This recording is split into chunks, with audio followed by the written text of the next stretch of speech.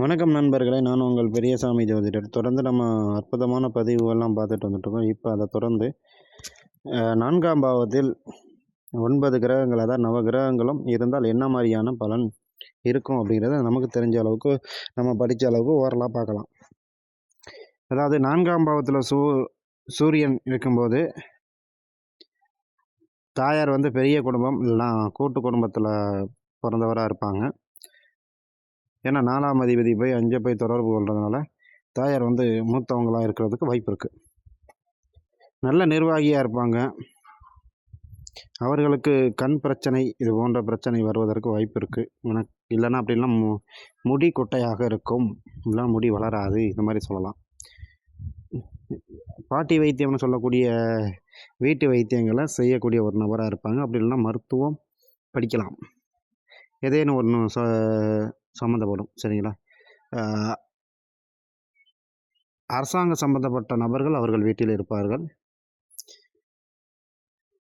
ஒரு பெரிய கட்டிடம் இல்லை அரசு கட்டிடம் இல்லை ஏதேனும் ஒரு அரசாங்கம் சம்மந்தப்பட்டு சின்ன பில்டிங்காவது அந்த இடத்துல இருக்கும். அது பக்கத்தில் இவர்கள் வீடு அமைவதற்கு வாய்ப்பு இருக்குது. அப்படி இல்லைன்னா பெரிய பெரிய மரங்கள் பக்கத்தில் அமைவதற்கு வாய்ப்பு இருக்குது.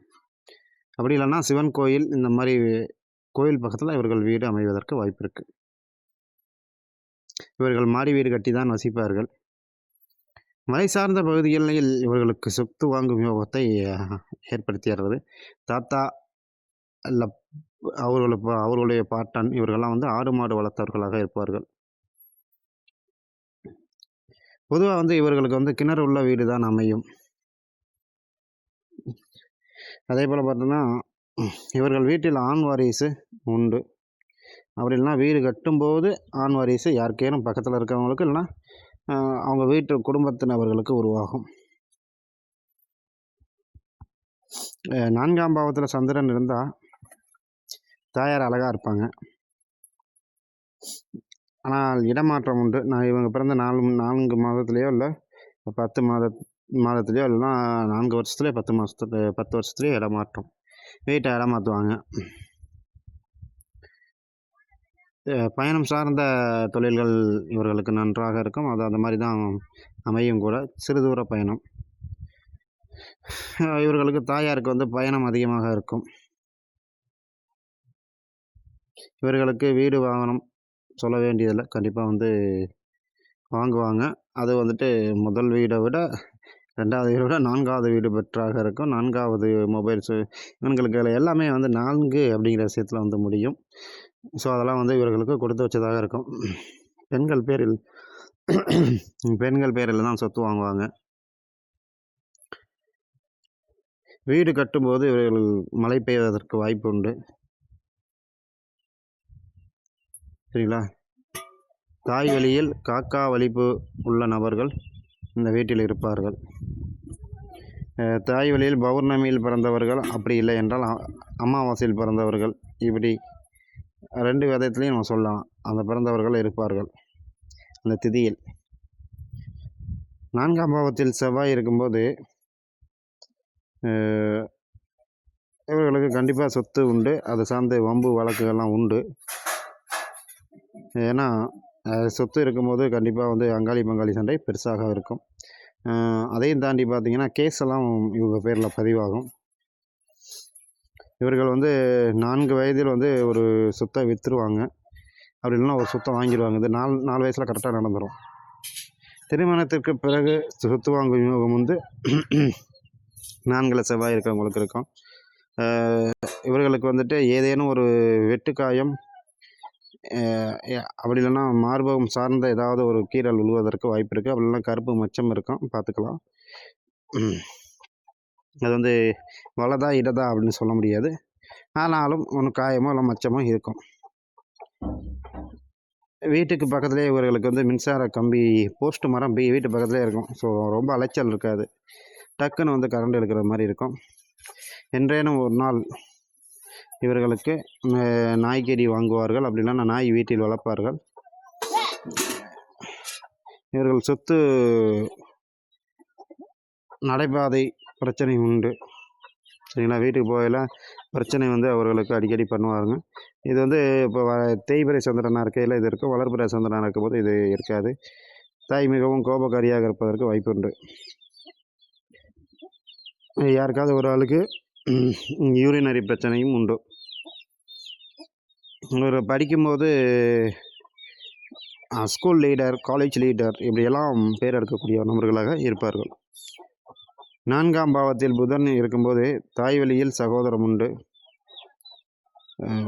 இவர்கள் தாய் மாமன் 4வது ஆளாக இருக்கலாம், இல்லை தாய் வந்து 4வது ஆளாக இருக்கலாம். அப்படி இல்லைன்னா 4 பேர் தாய் மாமன் இருப்பாங்க, 4 பேர் தாய் இருப்பார்கள். ஜாதகர் வீட்டுக்கு பக்கத்தில் வந்துட்டு பள்ளிக்கூடம், இல்லை பூங்கா, விளையாட்டு மைதானம் ஏதாவது ஒன்று இருக்கும். ஒரு இடம் வாங்க போகிறாங்கன்னா அவங்க இடத்தையும் சேர்த்து தான் வாங்குவாங்க. ஸோ புதன்கிறது 2, அதனால் சொல்கிறேன். வீட்டில் நிறைய புஸ்தகங்கள் நிறைய இருக்கும். அது திருவள்ளுவர் புஸ்தகம், ஆன்மீக புஸ்தகம், ஜோதிட புஸ்தகம், இது போன்ற புஸ்தகங்கள் அதிகம் இருக்கும். விஷ்ணு சம்பந்தப்பட்ட விஷயங்களில் ஆர்வம் அதிகமாக இருக்கும். தவணை முறையில் சொத்து வாங்குறது, கொஞ்சம் கொஞ்சமாக காசு கொடுத்து சொத்து வாங்குறது, இது போன்ற விஷயங்கள் இருக்கும். இவர்கள் ஆவணங்கள் வந்து தண்ணீரில் நனையலாம், அப்படின்னா யாராவது ஒரு ஆள் தண்ணீரை ஊற்றி விடலாம், ஸோ மழையில் நனையலாம், இந்த மாதிரி ஏதாவது ஒன்று டாக்குமெண்ட் வந்து நனைஞ்சு போயிடும், கொஞ்சம் பத்திரமா வச்சுக்கணும். அதே மாதிரி செல்ஃபோன்லாம் அப்படி தான் நனையும். ஸோ செல்ஃபோனுக்கு கவர் போட்டுக்கிறது நல்லது. 40 வயதுக்கு மேலே படிக்கிறதுக்கு ஆசையாக இருக்கும், ஆனால் படிப்பார்கள். அதையும் தாண்டி இவர்களுக்கு ஒரே நேரத்தில் 2 படிப்பு படிக்கிறதுக்கு பிடிக்கும். சிலர் பத்திரப்பதிவில் வேலை செய்வதற்கு உண்டான வாய்ப்புகள் அதிகம். 4ஆம் பாவத்தில் குரு இருக்கும்போது, குருங்கிறது 4ஆம் இடத்தில் அமையும் போது இவர்கள் பதவியில் இருப்பார்கள். நல்ல ஒரு பதவி எதிர்பார்க்கலாம், அது உண்டு. அப்படி இல்லைன்னா தாயார் நல்ல பதவியில் இருப்பார். ஜோதிடம், ஆசிரியர், சமுதாயம், அதில் வந்து நல்ல ஒரு கௌரவம், இல்லை சமுதாய கிராம சபை இந்த மாதிரியெல்லாம் இருக்குல்ல, அந்த மாதிரியெல்லாம் இவங்க வந்துட்டு ஒரு திகழ்வாங்க, நல்லவர்களாக திகழ்வார்கள். இவர்கள் வந்துட்டு வீட்டுக்கு அருகில் வந்துட்டு மரம் இருக்கும், அப்படி இல்லைன்னா கோவில் இருக்கும். ஆனால் குருங்கிறது அப்படி இல்லைன்னா குருமார்கள் இருப்பார்கள், இல்லைன்னா அதாவது பள்ளிக்கூடத்தில் பாடம் சொல்லி கொடுக்குற ஆசிரியர்கள் இருப்பார்கள். அப்படி இல்லைன்னா பூசாரி இருப்பாங்க. ஸோ இந்த ஆக்சுவலி அந்த குருமார்கள்ங்கிறது யாரோ ஒரு ஆள் இருப்பார்கள். இவர்கள் தான் அந்த கோயிலுக்கு நிலம் விட்டு கொடுக்குறதா இருக்கட்டும், அப்படி இல்லைன்னா பள்ளிக்கூடத்துக்கு நிலம் விட்டு கொடுக்குறது, இந்த மாதிரி ஆட்களுக்கு தான் அமையும். அது வந்து இப்போ பிராப்தமும் கூட. அன்னதானம் அதிகம் செய்வார்கள். அதே போல் பார்த்தோன்னா புத்திர தோஷம் யாருக்கான ஒரு ஆளுக்கு இருக்கும் அவங்க குடும்பத்தில். 4 வயசு டிஃப்ரெண்டில் குழந்தை பிறகுறதுக்கு வாய்ப்பு இருக்குது. சகோதரன் சகோதரி கிடைக்குமான்னு கேட்குறவங்களுக்கு. பருத்தி, மஞ்சள், விவசாயம் இது போன்ற நல்ல ஒரு வருமானம் கிடைக்கக்கூடியவர்களாக இருப்பார்கள். எப்போ வந்து இந்த குழந்தை பிறகுதோ அந்த 4 மாதத்துலேருந்து இவர்களுக்கு வளர்ச்சி ஆரம்பிக்கும். 4ஆம் பாவத்தில் சுக்கிரன் இருக்கும்போது இவர்களின் அத்தை வந்து உள்ளூரில் இருந்தவராக இருப்பார். ஏன்னா சுக்கிரன்னா அத்தையும் குறிக்கும், மாமியாரையும் குறிக்கும். ஸோ மாமியார் உள்ளூரில் இருக்கலாம், இல்லைனா அத்தை உள்ளூரில் இருக்கலாம். இவர்களின் மனைவி வந்து நன்கு படித்தவர்களாக இருப்பார்கள். மனைவிக்கு சொத்து உண்டு, இல்லைனா அவர்கள் பெயரில் சொத்து உண்டு, இல்லைனா அத்தை பேரில் சொத்தை எழுதுவாங்க. ஸோ இந்த மாதிரியான விஷயங்கள் இருக்கும். சுகவாசியாக இருப்பாங்க, நல்ல ஒரு சமையல்காரர் இருப்பார், நல்லா சமைக்க தெரியும். ஜாதகருக்கு வந்து கூட்டு தொழில் செய்வதில் ஆர்வம் இருக்கும். நாளில் சுக்கிரன் இருக்கும்போது கொஞ்சம் பார்த்து தான் கல்யாணம் பண்ணணும். சரிங்களா. சுக்கிரதசை நடந்துச்சுன்னா திருமணம் முறிவு ஏற்படுறதுக்கு வாய்ப்புண்டு, அது பார்த்து தான் பண்ணணும். இவர்கள் குடும்பத்திலையும் வங்கியில் வேலை செய்பவர்கள் இருப்பார்கள். சுய முயற்சியால் முன்னேறினவர்கள் இருப்பார்கள்.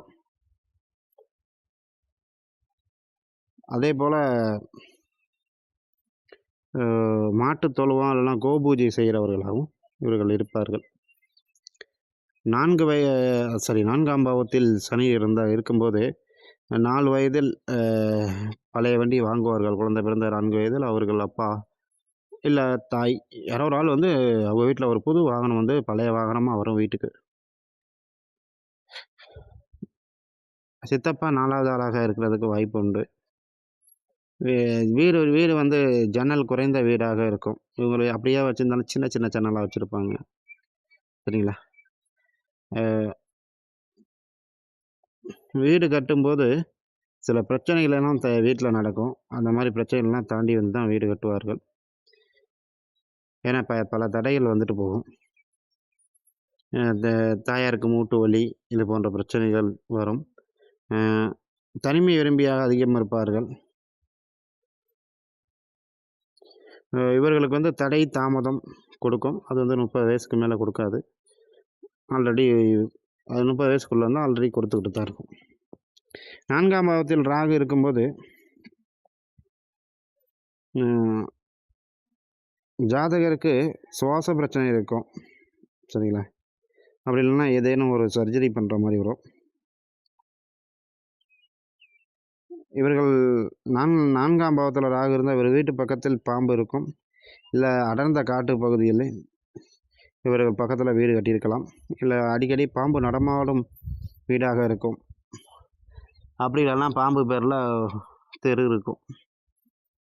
அப்படி இல்லை என்றாலும் தாயாருக்கு பாம்பு பேரில் பாம்பு பேர் இந்த நாகதேவி இந்த மாதிரி ஏதாவது ஒரு பேர் இருக்கும். மலை சார்ந்த இடங்களில் சொத்து வாங்குவதற்கு இவர்களுக்கு விருப்பம். ராகு என்பது கடல் அறையை குறிப்பதனால் இவர்கள் வந்துட்டு அலை அதிகம் அடிக்கும் போது இவர்கள் கடல் பக்கத்தில் போகாமல் இருப்பது நல்லது. வீட்டிற்கு அதிக விருந்தாடிகள் வருவார்கள். அவர்களுக்கு மது வாங்கி கொடுக்கும் பழக்கமும் இருக்கும் அவர்களுக்கு. வீட்டுக்கு அருகே வந்து புத்து மண் இருக்கும், இல்லைனா புற்று இருக்கும். சரிங்களா? இவர்களுக்கு வாடகை வருமானம் உண்டு. வெளிநாட்டில் கல்வி பயில்பவர்களும் உண்டு. வேற்றுமொழி பேசுபவர்களும் உண்டு. சரிங்களா? 4ஆம் பாவத்தில் கேது இருக்கும்போது இவர்கள் வீடு வந்து சின்ன சந்துக்குள்ளே இருக்கும்.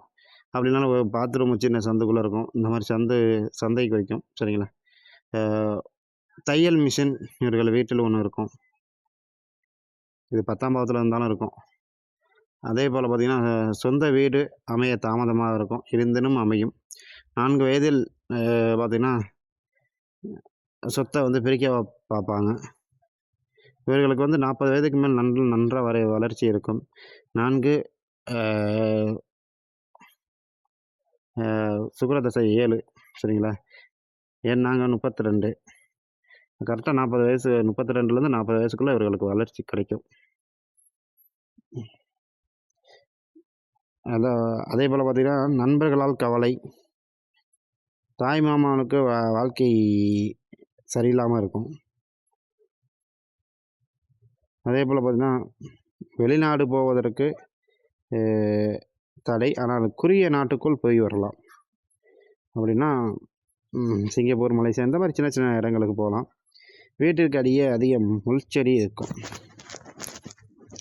நன்றி நேயர்களே. அடுத்த ஒரு அற்புதமான பதிவில் நம்ம பார்க்கலாம்.